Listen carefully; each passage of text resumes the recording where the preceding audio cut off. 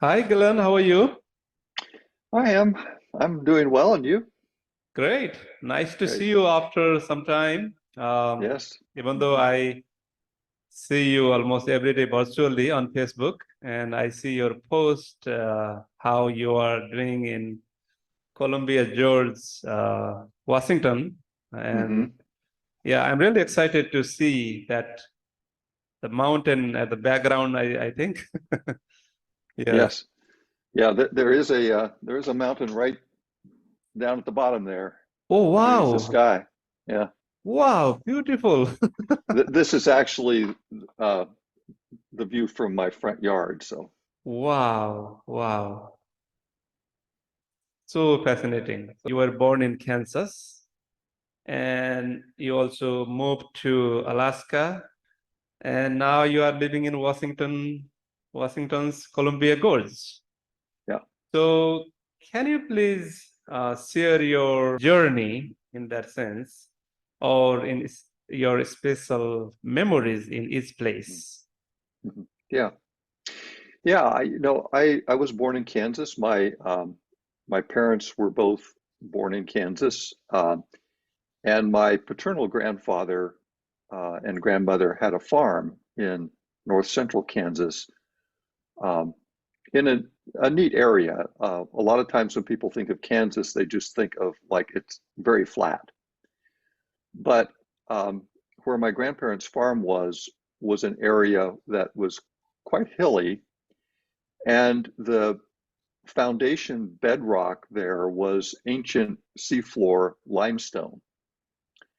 And they actually, people there mined the limestone to make buildings out of, and also to make fence posts, because in the early days of the Europeans, people settling there, there weren't really any trees around to make fence posts and things like that. So they cut these large blocks of stone, many of which are still there today. So um, and I grew up there in Kansas until I was almost 18, graduated from high school, and then I joined the Coast Guard, the U.S. Coast Guard, and that's how I got to Alaska. I joined the Coast Guard, and Alaska was my first duty station, and then I stayed there for 30 years. um, Alaska is where I had my family, my children, three children, and then after 30 years, my children were grown up. They were off to college, and didn't look like they were coming back to Alaska. And I had an opportunity to move with my job, which at that time I was working for NOAA, the National Oceanographic and Atmospheric Administration, um, in fisheries management. And I had an opportunity to move back to Maryland to the headquarters office, and that's where I was. When we met, uh, after I retired, then a few years, we ended up moving out here to be closer to family. We have my wife's son and his wife have two granddaughters that live about a mile from us, and I have one of my sons lives up in Seattle with his family. So um, that was a main motivation for moving out to the Northwest. But as you can see from the background here, it's a pretty beautiful place to be. Yes, definitely. Yeah. Alaska always fascinates me, even though I have never been there. Uh, it's in my wish list. One day, I want to go with my wife and my kids Yeah, to Alaska. I highly recommend that.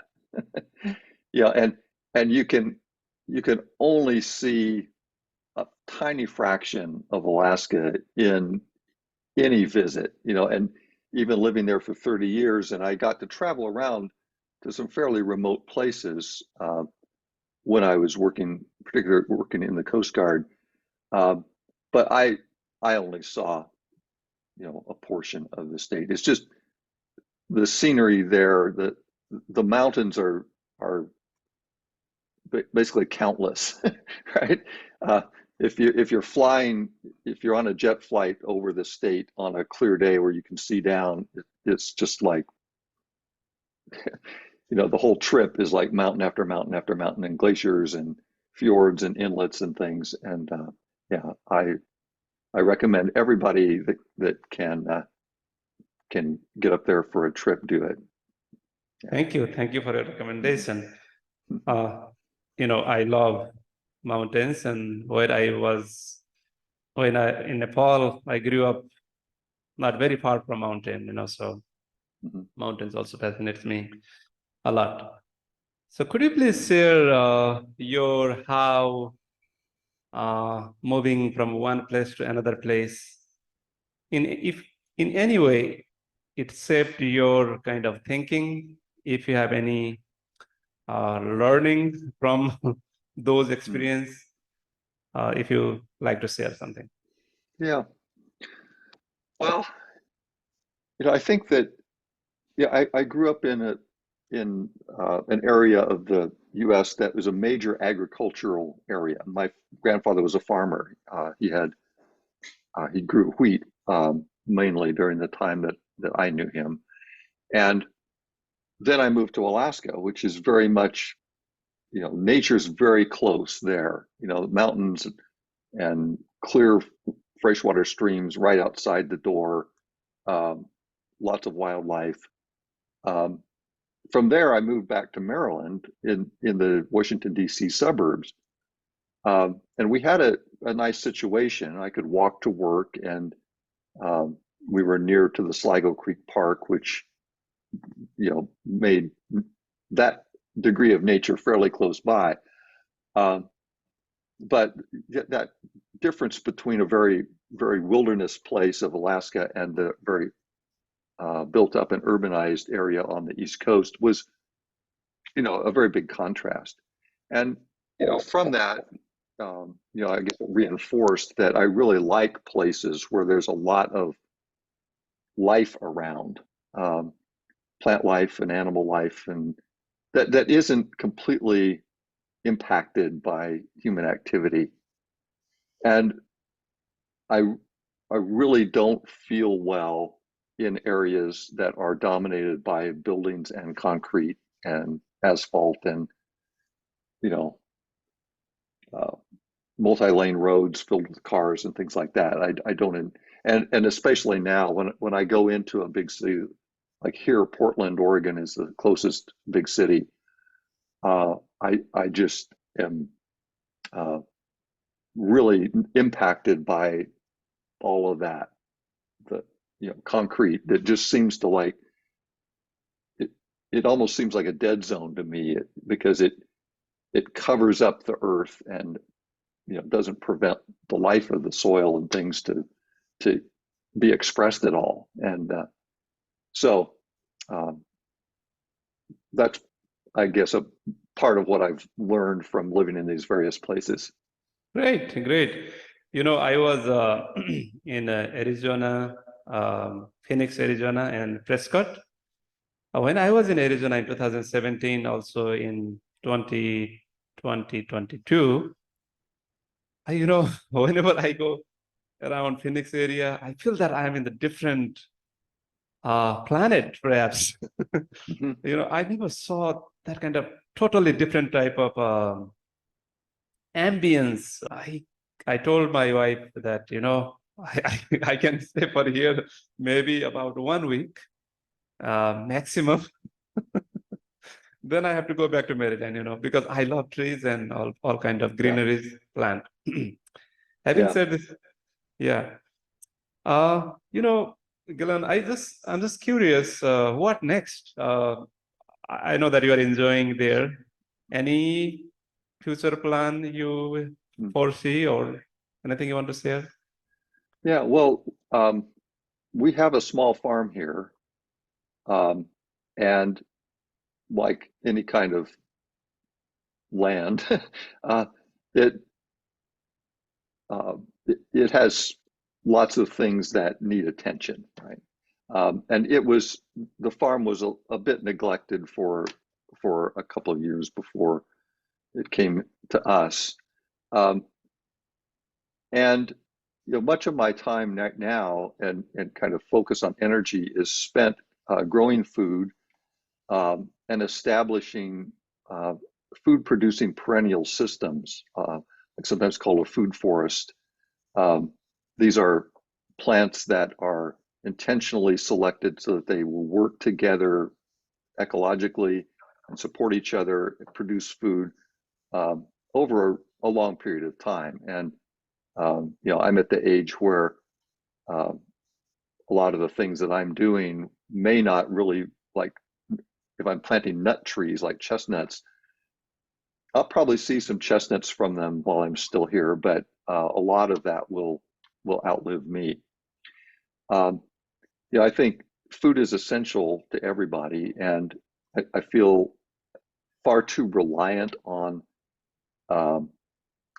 on food that I don't have any relationship to. If I go and buy food at the store, which I still do, of course, I don't really know how it was produced, where it came from, whether people or the environment were harmed in somewhere along that.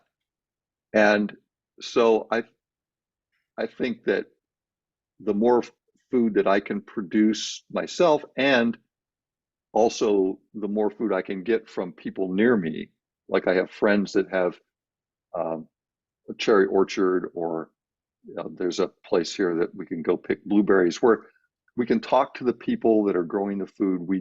We can ask them how it's produced, and we just have a much closer relationship to that. So that's a big part of what I'm doing. And one other thing related to that is that we have a seed library in white salmon, which was started by someone else, not me, that makes seeds available for free to people, actually through the public library. And in my garden this year, I'm growing several types of plants, specifically to collect the seeds from them to share back to the seed library. And so through that, over many generations, we're hoping to develop or evolve, if you will, crops that are better adapted to our climate. And our climate here is much different than Maryland. In Maryland, you get a lot of thunderstorms and rain in the summer and fall. And here we get almost no rain, or literally no rain, from sometime in late spring until mid-fall. I think our last rainfall here was that you could actually measure was in early May, and I'm not expecting it to rain again until maybe October. We could get rain before that, but it's very much it's wet in the winter, dry in the summer here. And so, the seeds that I brought from Maryland that I was growing there, some of them have done okay here, and of course we irrigate them, but growing these locally adapted seeds, I think, is really valuable, especially in an era where the climate is changing, and it may get warmer and even drier. So those are things that I'm doing here, and they're all centered around food in some way. Yes, that's a great work. I'm really glad, Galen, because in 2022, me and some of my friends, we were also looking for a place like you have in there.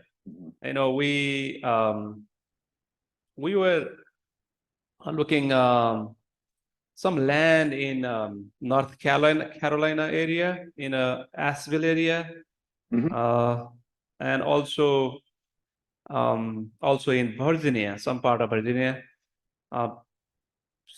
There was some challenges, even though we wanted to do it. We had a very good, committed people we had in the team, but it looks like we need to wait some more time. But when I saw your activities there, I feel that our team is doing, like when I also share with my friend, you know what, my friend Galen is doing it, at least please watch what he's doing. Hmm. We planned, but we have not been able to do it, but he's doing it, So I Yeah, hope that one day I things. will have a little farm, And one thing I want to add is that even though we could not kind of purchase our own land, I started me and my family started planting trees. My friend has about 150 acres in Middletown, Maryland, and we want to develop a kind of food forest there, kind of Hmm. permaculture garden. And on Earth Day, we were there. And something, I, I did at least. I feel that Yeah, yeah, I was able to do with my younger daughter and with my yeah. family. That's great. Yeah, yeah. And I think it's so. It's a completely different level when you're able to do it with your children or other people of a different generation, and kind of pass on the love for the plants and just give people the experience of doing that because um, I think that almost everybody, uh, when they have an opportunity to like plant a tree or something like that, um, just feel very connected in that act and um, very emotionally satisfied by doing it. So I think it's a really great thing to do and give other people the experience of as well. Yes, and my daughter asked, Dad, I want to see this tree after 5 years. And Mhm. then, oh, really? Maybe we can come here and we can see the tree you planted. In fact, we planted many, many trees there. Well, it's such a, I'm old enough to remember a lot of time before the internet and before these things. And I am often reminded of how recent this technology is and how huge an impact it's had on us. And that we're so um, trained, I guess, is to expect everything immediately. And if we have a question, we get our phone and we Google it and we get an answer right away, right? And so this act of planting a little tree that may start to produce some sweet fruit to eat 3 years from now, uh, there's something really different about that and kind of jarring. Although it used to be, just the normal thing, right? You knew that if you planted your apple tree as a little seedling, that it might take 4 or 5 years before you started to see much fruit from it. And you understood that, right? And so you understood that kind of long-term view and that the patience you have to have and the investment you have to make in taking care of the tree for especially the first couple of years and making sure that it, you know, is watered and doesn't have too much competition from grass and things like that. Um, and so I think giving that experience to, someone who's young and has totally grown up in this fast-paced instant gratification world is really valuable. So true. Thank you. Thank you so much for your valuable insight. Uh, as last time we went to um, Washington, D.C. Uh, to protest for climate change, and it was really great experience, Galen, with you and other friend. Mhm. Uh, we had fire drill Fridays, so at that time, that is one of my memorable, I would say, event. So I think it relates to in some ways, you initiated climate yogi. So could you please share some of the why you started? Yeah. Well, I came to yoga fairly late in life. I was in my 50s when I took my first yoga class, Um, and that's interesting to me because I had been around places, right? I could have taken a yoga class before. They offered it several times a week at the gym at the work in Maryland, but I just wasn't ever interested in it. Um, and then I started uh, to meditate. At one point, I just wasn't happy. I thought with the way I was, I felt like I was too negative about things. And I thought, well, maybe meditation would be a good idea. So I did a little bit of that. And that very quickly um, opened my awareness up to this world of meditation and yoga. And so I decided to take a class at the gym the next time I was there, and I liked it, right? So um, then I became eventually within a couple of years after that, I went to a yoga teacher training course and started to teach. And yeah, so I've been doing that now for 13 years, I guess. Um, and so there was this time when I've been teaching yoga, and yoga was a very important part of my life. I was getting a lot of benefit from it, and I was also really interested in climate change. And I thought there has to be a way that these things work together. There has to be a way that the kind of calmness and focus and um, ethics that I know about through yoga can apply to the climate issue. And so I had this idea of starting Climate Yogi, and then it took me about a year before I actually figured it out, how to think about it and how to communicate about it to people. Um, and there were really two aspects of it that seemed both important. One was that activists and people that are concerned about climate change often kind of get depressed about it. It's overwhelming. They get burned out. Um, and I thought that yoga practices could be really beneficial for them, for their mental health and well-being. And the other side of it was I felt that the yoga community, especially in America, it's a certain thing, right? It's yoga studios and Lululemon leggings and things like that, and then yoga retreats. You know how fun it is to go off to Jamaica or to Costa Rica for a week and fly there and have a really great time. Uh, I love doing that as well, but then I realized that there's an impact of all that. You know, jet travel is a big contributor to overall emissions, and yoga yoga folks I thought ought to really be more aware and more conscious and more thoughtful about what impact their yoga lifestyle is having on the planet. So those were the two aspects, bringing yoga practices to climate activists and also then raising awareness of the climate issue within the yoga community. That's how I got started with it. Wow. It's the reason is um, very deep for me, the way you explain. Um, so,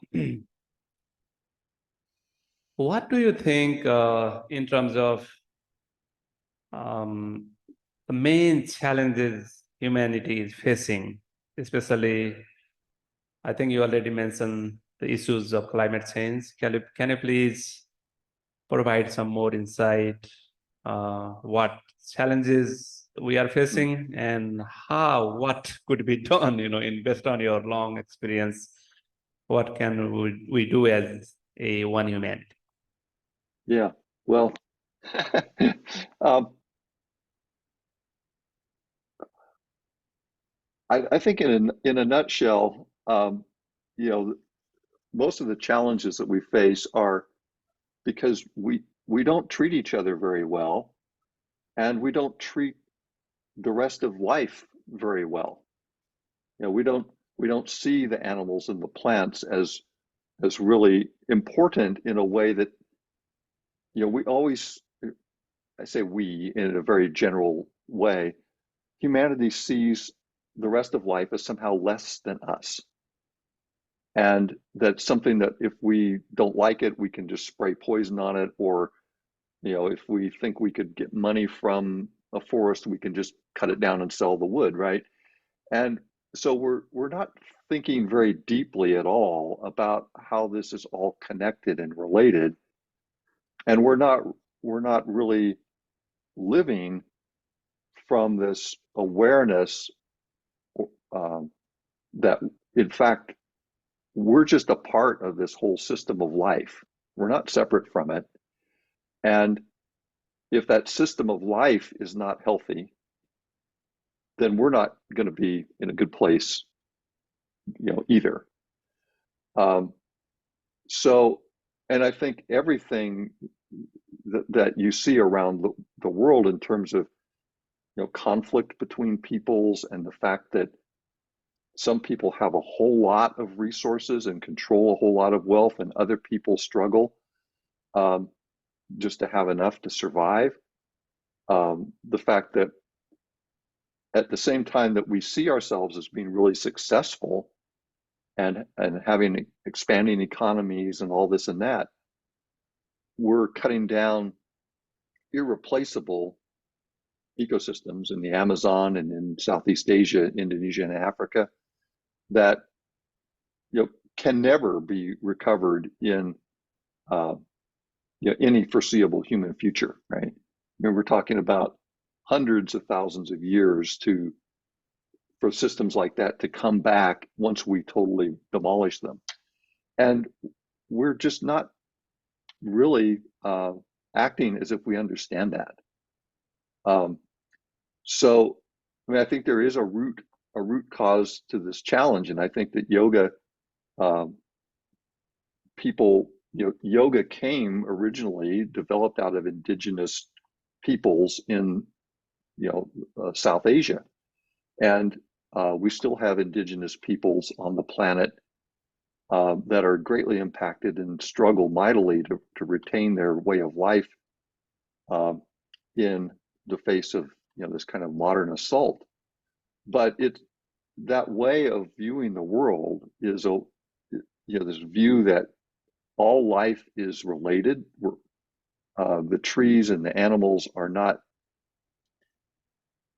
significantly different from us. They're the idea that they're more like our relatives, or that they are our relatives, actually.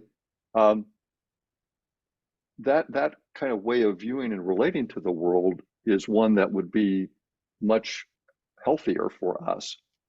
But we abandoned it as a culture, global culture, some centuries ago, adopting this mindset that we somehow deserve, just because we have the power, we have the ability to dominate, that somehow that gives us the right to dominate and to just use everything for whatever we want.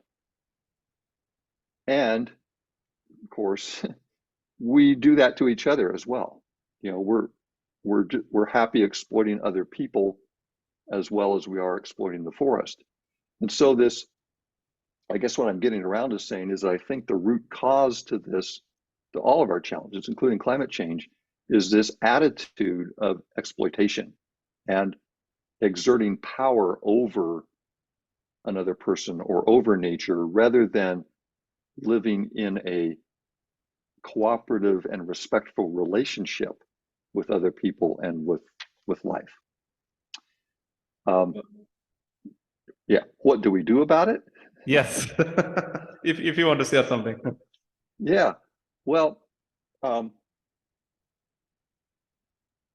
think what we do about it is we live differently, and there are millions and millions of people around the world who are trying to live differently and see this issue, at least in some way, as I've described it.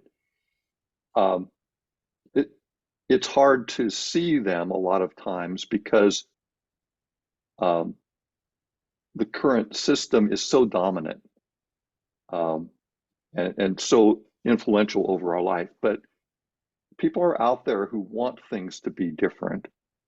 And I think that we have to reach out. Maybe this podcast is a way to do that and to connect with more people, and help each other, and also keep shining a light on the realities of what the current system really is. You know, that it's not a great system, even though it generates a lot of money. It's not a great system when there's so much exploitation, there's so much environmental degradation, and it doesn't have to be that way. I think in large part, it persists. That system is able to persist because so many of us are convinced that that's just the way it has to be. And so I think envisioning something different and actually working toward it is the way out. And I have a little bit more about that maybe, we can talk about later, but unless you'd like me to share it now. Sure, please share. That's your platform. Yeah. So,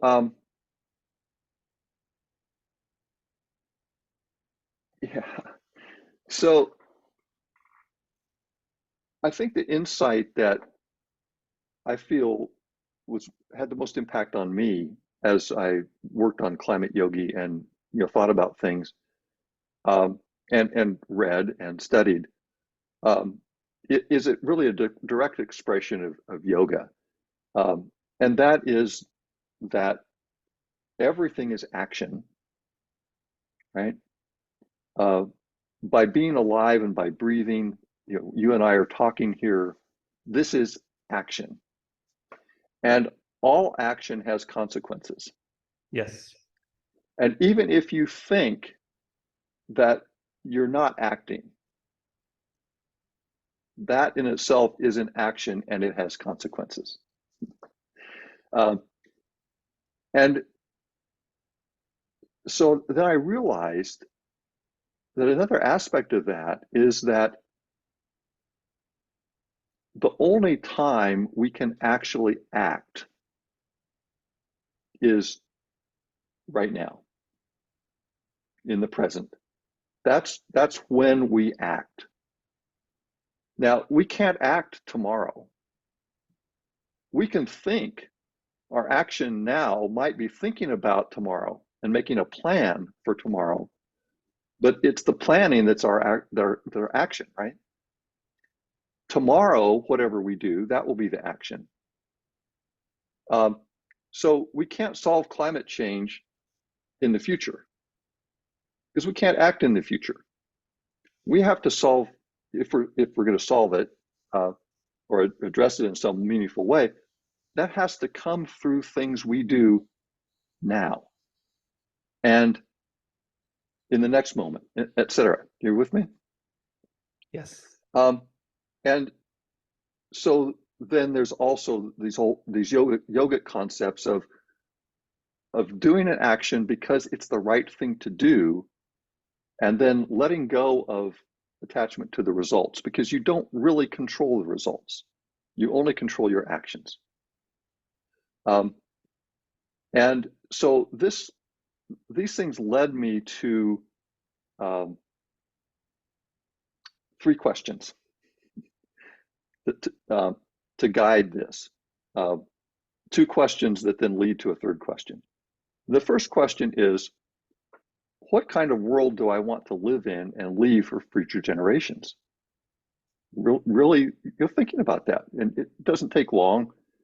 I've run courses or workshops where I've done this, and people write down their ideas, and they're always things like, I want a world that's ecologically good, that has diversity of animals, that's not polluted, et cetera, et cetera.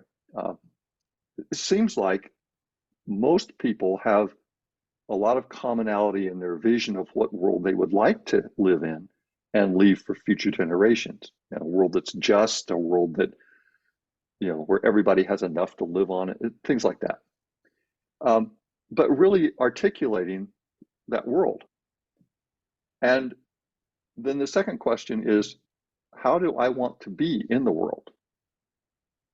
So, and maybe for me, maybe it's things like I want to be compassionate, I want to be generous, I want to be loving. And when I ask people those questions, the answers are always things like that. I mean, I've never had anybody say, I really want to be a jerk, or I want to, be a murderer, Maybe there are people out there that would answer in that way, but I don't think it's very many of us, right? Yeah. But those two questions, what kind of world do I really want to live in and leave for future generations? And then how do I want to be? And those lead to the third question, which is, what can I do today, right now, that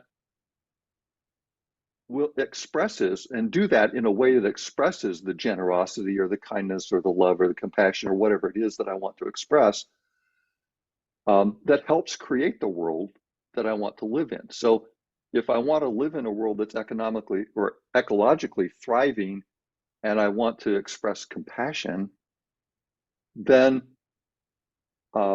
maybe going out in my garden and planting a new tree to grow is a way to express that, and help move the world along. And even better if I reach out to somebody and say, hey, would you like to come over and help me do this, right? So you share that experience with someone else. Now, I'm not saying that this is all about individual little actions like planting your own tree. And it may be that the thing that you decide you need to do today,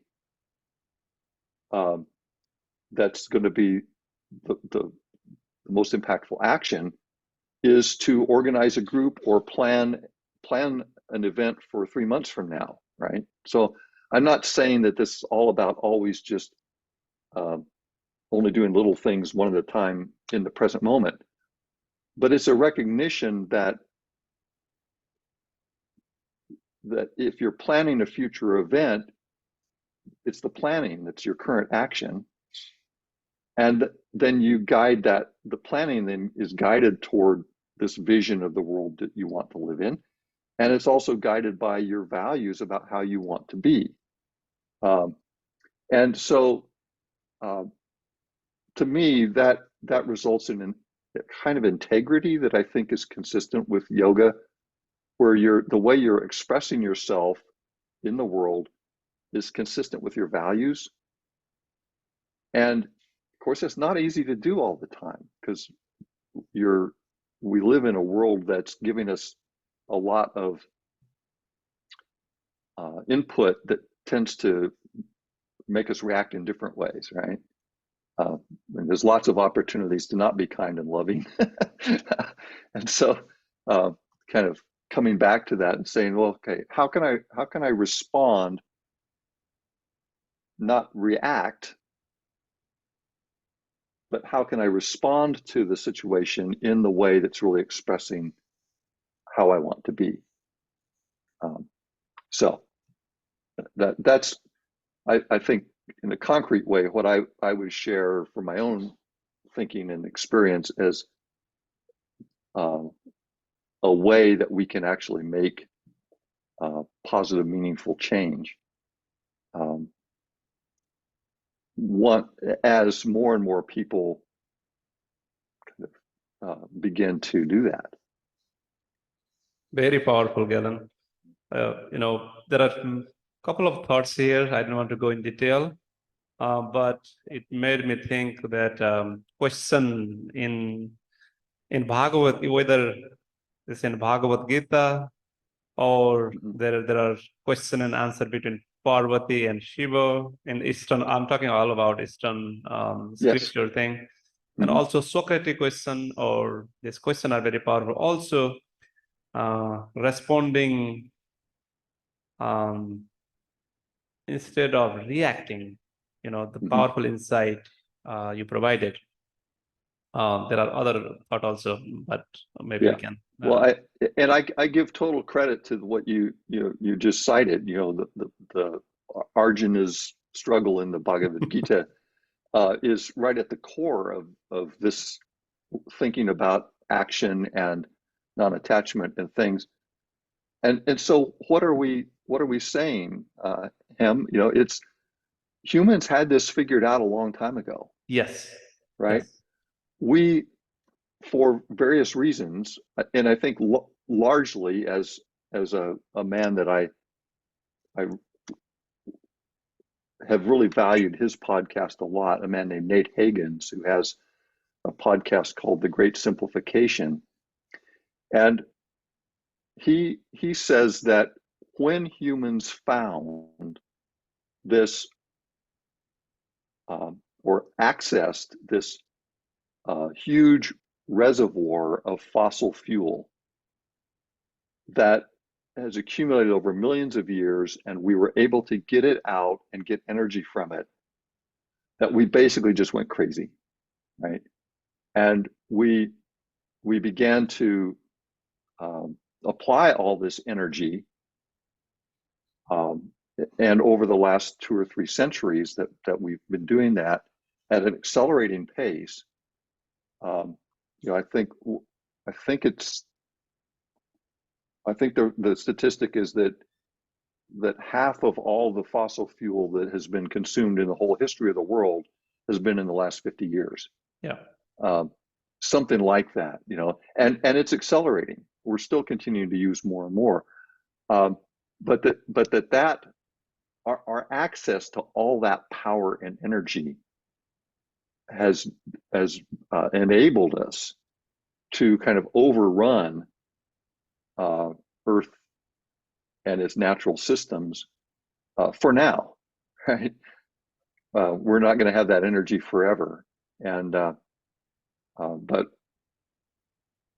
but we can mess up a lot of things in the meantime. Yes. Yes. You know, my especially I'm focusing on younger generation. I hope that they will be they will listen to this podcast. My daughter, I encourage my daughter to listen to your deep thoughts. So, Galen, what do you think, especially younger generation, what books you would recommend based on your, you know, like the thought you presented a while ago, whether it's about yoga or about climate change? Any couple of books you want to recommend? Well, I do have some 3 books that I picked. I'm not sure that they fit exactly that current question, but the first of them, and this is just in the order I thought of them, is a book called Braiding Sweetgrass by Robin Wall Kimmerer. And she is she's an ecologist, scientist, who also has Native American heritage. And braiding sweetgrass has been around for a few years, and it's been recommended to me by zillions of people. And I found it to be just a very engaging, well-written, and thought-provoking. It's talking about essentially the human relationship to the natural world, and bringing in indigenous points of view and things like that. So I think that's a really great one. On the yoga side of things, a little book that I have actually read from front to back multiple times, and I've used it in a lot of my own work, is written by a New Zealand woman named Donna Farhi. Her last name is Farhi. And the title is Bringing Yoga to Life. And it's the single text that I will always go to for, you know, just the basic insights about the whole yoga enterprise in terms of the way yoga works and the way the philosophy around it. There's not a single picture in the whole book, so it's not about doing your warrior pose. It's about the Yoga Sutras, Patanjali's Yoga Sutras, kind of expressed through a 20th century. I think it was written in the 20th century. Viewpoint, and she's just very thoughtful and a very wonderful writer. The third book, which is one that I'm getting a lot of benefit out of in my current work, is called Gaia's Garden. And it's a book about permaculture, written by Toby Hemingway. It's Hemen Way, Hemingway. And he has since passed away. I think the other two authors are both still alive. But it's just a wonderful book about the relationships of people and plants and how to think about designing, or how ecosystems work, and how to bring those concepts into your own space, your garden, your yard, and make an ecologically thriving garden or food forest. So those are the three recommendations that I had.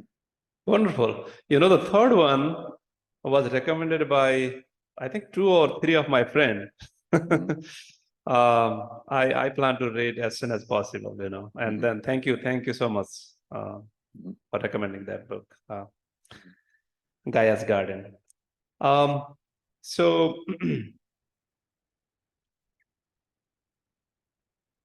as I mentioned earlier, Galen, I hope that especially younger people would listen and get some insight from our conversation.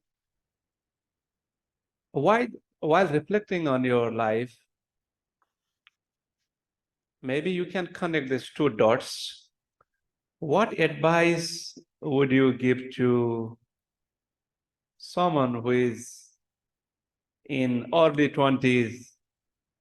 And also, what advice, maybe if you can tie this together, what advice would you give to yourself or your 18-year-old self, let's say? Yeah, I think it's really the same advice. And let me just give a tiny bit of context about myself. Sure. At age 18, I didn't know what I wanted to do with my life. I had graduated from high school. I'd had kind of a traumatic teenage relationship experience, and it was time to go to college, and I didn't really know what I wanted to do. I was thinking about, well, maybe electrical engineering, but I didn't know if I wanted to be an electrical engineer for the rest of my life, which was just kind of a dumb thing to think in retrospect, right? Because I quickly learned that you don't have to do anything forever. Okay? So the advice that I would give myself at age 18, which is the same advice I think I would give to anyone else, is that the relationships you build are more important than the things that you do. Oh, wow. And don't try to figure everything out and get paralyzed by uncertainty and doubt. There's much more ahead in your life than you can possibly imagine. Get out there. If there is only one thing, or maybe if people remember you, what could be that one thing they would like to remember you? I'd like to be remembered as someone who was kind and helpful to others. Perfect. I call it One Humanity Community for Mother Earth. This is pretty long, so I just said One Humanity Community. As I mentioned, I want to kind of talk to other like-minded people who want to share, like yourself, who want to share their life's experience that could be beneficial to maybe anyone, anywhere. A person living in South Africa or in Nepal or India or somewhere, now this is the age of social media. So they will be watching from anywhere. Whom would you recommend to share their stories if you have anybody in your mind now? If not, that's okay. So, there are lots of interesting people, uh, including people like some of the book authors and things like that. One person that I thought of that is a man named Michael Pilarski, who lives in Washington State and has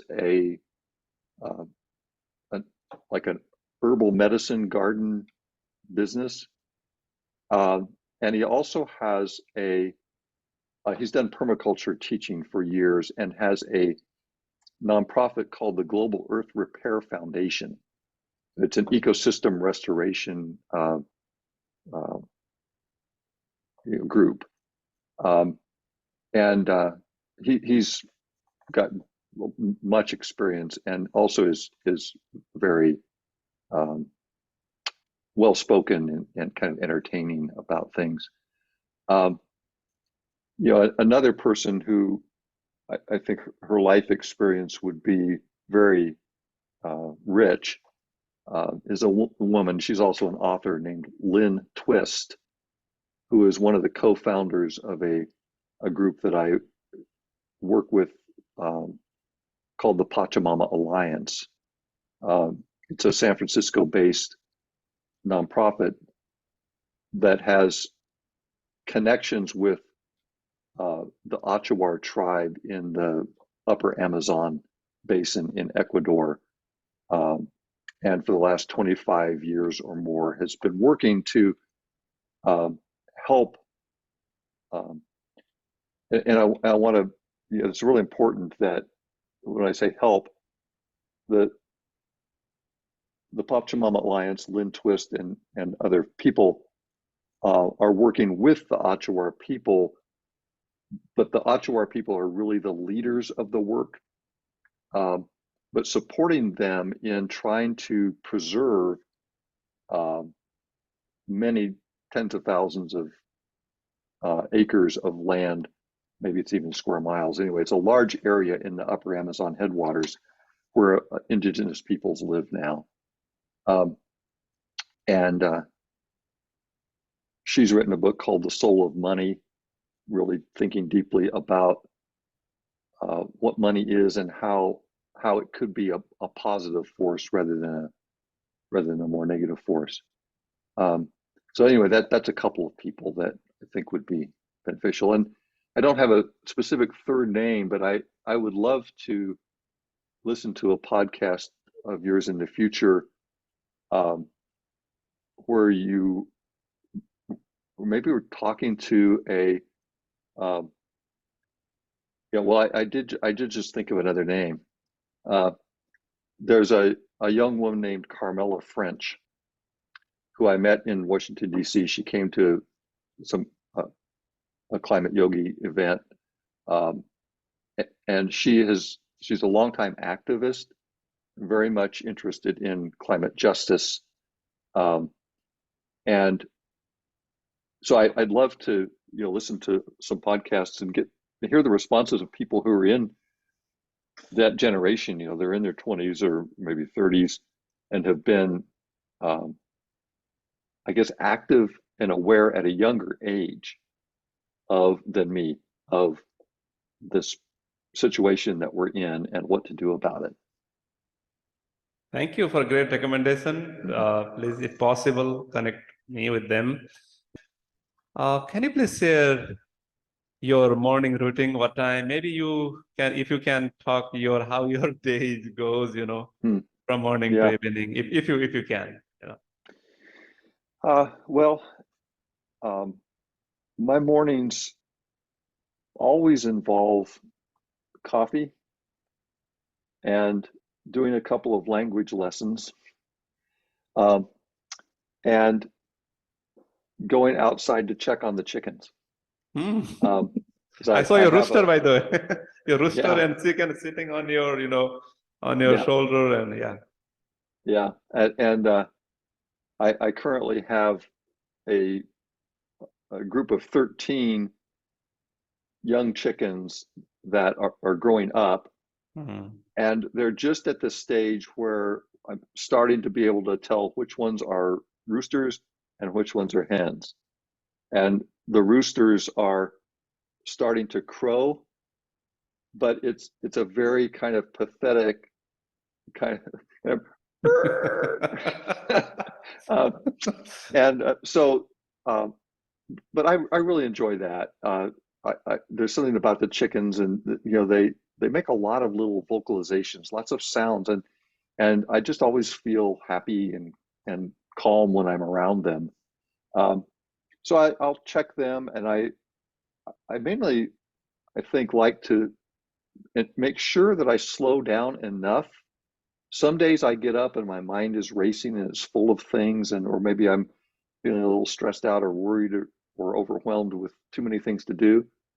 And other days, you know, I just instantly am okay. But on those days when I am feeling a little overwhelmed or like too much is in my head, I'll spend more time just being really conscious, um, and even going outside and just being present, you know, just observing what's out there, the sky, like this morning sky that's behind me, which is a picture from just a few days ago here. Uh, and until I settle down, and then I decide what I'm going to do that day from all the options.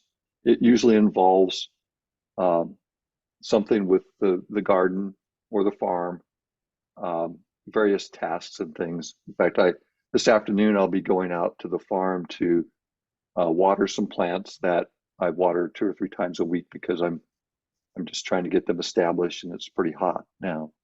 So, uh, and then in the evening, you know, after supper, in the evening, it's more just taking care of things, watering plants, making sure the chickens have, you know, food and water, and uh, and that they're safely put away because we have a lot of animals around. We've had bears and bobcats and raccoons, you know, in our area, and so we have to make sure that the chickens are safe for the night. And then I get up in the morning and go check on the chickens again. So I guess I'm saying that I spend a lot of time during the day worrying about my chickens. You know, I wish I had that kind of life. I really miss my childhood. I used to have chicken, all kind of animals, you know, cows, buffaloes, cats, Hmm. dogs. And one of my American friend, he said that, you know what? Do you like rooster? They make a lot of noise in the morning. And I said, that's music for me. Yeah. I always woke up with the roosters, you know, cock-a-doodle do in the morning. Uh-huh. So they don't disturb me at all. It just, wow, he was just laughing, you know, when I said that. So how many months you can grow vegetables there? I'm not quite familiar with the weather and climatic Yeah. zone. Yeah. Well, it's interesting because you know the climate zones that people talk about, zone 7 or whatnot, Hmm. um, are really just based on how cold it gets in the winter. Mm. And so we're actually in zone 7, which is the same zone as Maryland. Mm. But the climate here is completely different, as I mentioned earlier. Wow. Um, so I would say that it's our planting time here comes a little later. Hmm. So even though we're in the same zone, and the I think we have the possibility of a later frost, Hmm. a little later than Maryland.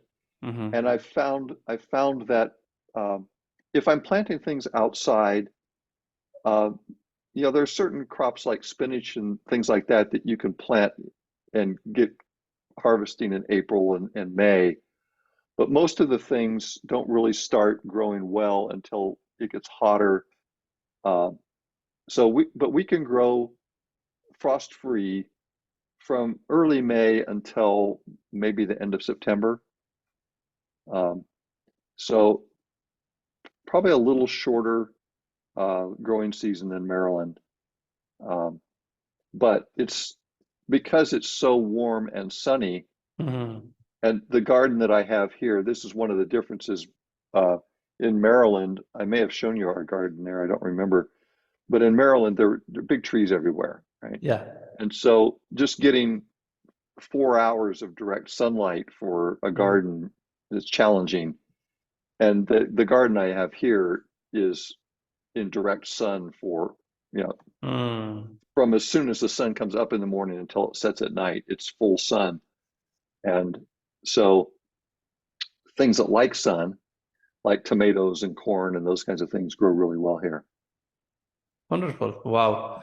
So when I see your photos there on Facebook, I'm not quite sure if like it's a kind of isolated place or there are houses nearby. Can you please share something? Like I'm Yeah, curious, yeah. Well, where I'm at right now is our house, our home in White Salmon, Washington.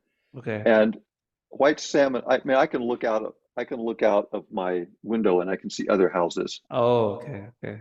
And we have a neighbor that lives just across the small street from us. Fortunately, they are also very much into growing their own food, and they've given me a lot of plants and shared a lot of good knowledge about how to do things here. But I live in a little neighborhood that has 4 houses in it. That's and then there's a more densely populated small area.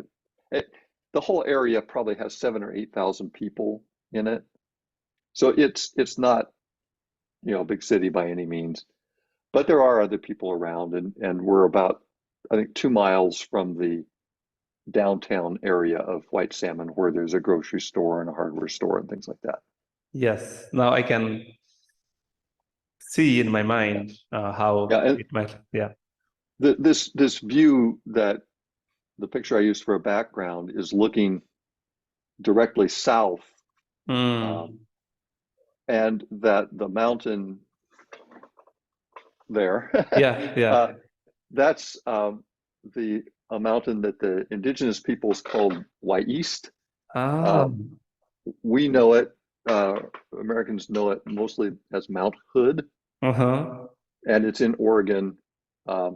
So it's about 45 miles away from us, over across the Columbia River, in Oregon. So can you please tell me about the Native American one word you said? What is that they call it? Yeah, I've seen it spelled W-Y, and then an apostrophe, which Okay. indicates some pronunciation, and then just like the word east, E-A-S-T. I see. So I pronounce it East. I'm not sure that's probably Yes. not the right pronunciation, but that's how I pronounce it. Does it have any meaning or yeah?